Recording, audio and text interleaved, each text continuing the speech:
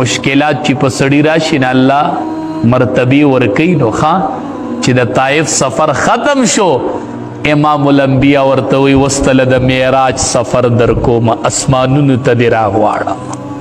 وس د طائف د سفر نه پس سفر د معراج به کوي، د انبیاء امامت به کوي، ټول انبیاء به در پسې ودرېږي، امام الانبیاء به در نه جوړومه او اسمان ته به دې راغواړم عند سدرة المنتهى، او مکانات په در باندې اینم او اسمان ته به دې راغواړم. د طائف د سفر نه پس رب العالمین امام الانبیاء له د معراج سفر ورک او د معراج سفر یې پې وکړه. د ام هاني په کور کې مې شپه وه، اچانک چت اوچودو، جبریل امین راغی، فرشتي ورسره دي اوچتې کړمه، بوی وستلمه، حتیم ته یې بو وستلمه، هلته یې سملولمه، زر یې راله سینه وسیرله او د زمزم اوبه یې راوړې او پریشن یې راله وکړو، زړه مبارک یې راله ووینځو.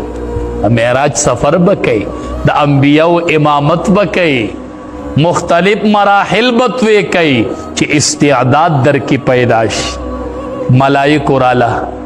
ملائکو راله زړه مبارک ووینځو او د زمزم اوبو باندې ول زړه ووینځو، بیا یې ورله سینه وګنډلوي. اوس په د معراج سفر کې بوراق یې ورله راوستو، چې بوراق وکتل، بوراق تریده، جبریل امین ورته وایي پتا باندې به نبی کریم صلی الله علیه وسلم سورلی کوي.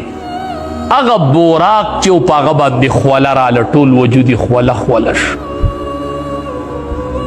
چې ما باندې به امام الانبیاء سفر کوي، نو رب العالمین ورلا د معراج د سفر نه، د طائف د سفر نفس د معراج سفر ورک. انشاءالله که آینده جمعه ژوندي که خیر، نو بیا به د معراج مفصله واقعه چې نبی کریم صلی الله علیه وسلم سفر به بوراق کړی دی، بیا په بره څنګه ختلی دی، امامت د انبیاو کوم ځای کړی دی، دا بروحه و بجسده و په حالت د بیداروالي کې و. نو انشاءالله آینده جمعه به که خیر د معراج واقعه بیانو چې نبی کریم صلی الله علیه وسلم تو نو په لار کې څه حالات پیښ شول، لار کې څه ولیدل، مخې ته مراحل سرالل. خو الله ورله د معراج سفر ځکه ورکو چې واقعه د طائف برداشت کړل، هغه ګټې برداشت کړل او هغه تکالیف برداشت کړل. رب العالمین دې د عمل کولو توفیق راکړي. رب العالمین دې مونږ ټول د نبی کریم صلی الله علیه وسلم په لار باندې روان کړي. مونږ دې رب العالمین صحیح عاشقان د نبی کریم صلی الله علیه وسلم کی. و آخر